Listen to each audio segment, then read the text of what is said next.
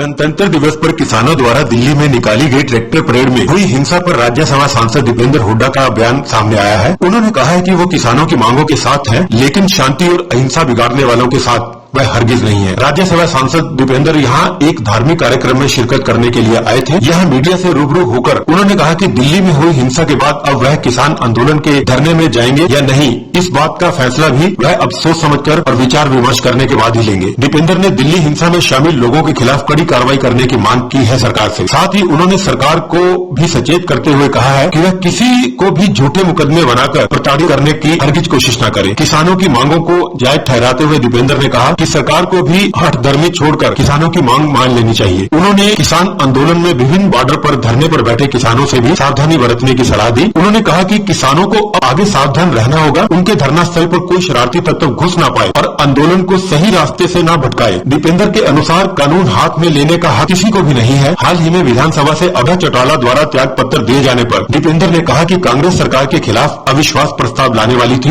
लेकिन अब अभय चौटाला के त्याग पत्र दिए जाने के बाद फायदा सरकार को हुआ है। इस मौके पर सुनील जाखड़, वीरेंद्र दरोगा, एडवोकेट विकास अहलावत, पूर्व एसीपी राजवीर जाखड़ भी मौजूद थे। लगभग ये इतने महीनों से शांति आंदोलन चला था, बहुत लोग शांति के रास्ते पर, अनुशासन के रास्ते पर चले थे।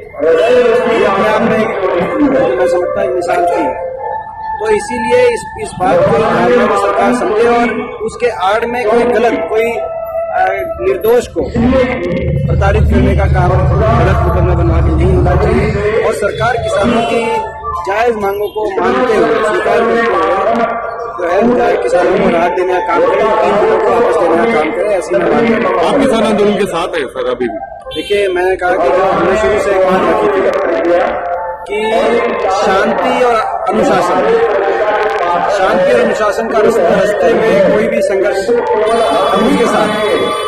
अगर शांति और अनुशासन के रास्ते से एक भी आदमी कोई अगर अपना अलग लेता है तो उससे आंदोलन को क्षति पहुंचती है। ये मैंने बात कहा था। और इसमें इस बात में जो लोग जैसे किसानों के साथ रखनी चाहिए, किसी ऐसे घटनाओं को बीच में न लाया जाए। शांति और अनुशासन के रास्ते से जो है आनंद चलने की बात करते हैं, उससे आंदोलन को ही, संघर्ष को ही नुकसान होता है।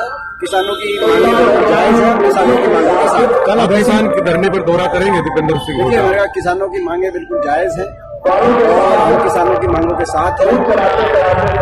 और अब क्या इसकी क्या किस प्रकार से ये आगे किसानों की मांगों को करते हैं,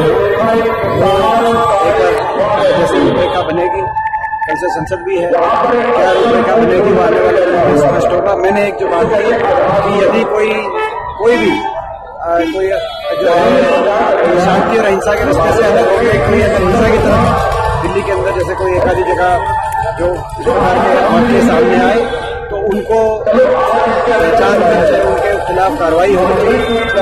किसी को इजाजत नहीं है कानून को अपने हाथ में लेने की।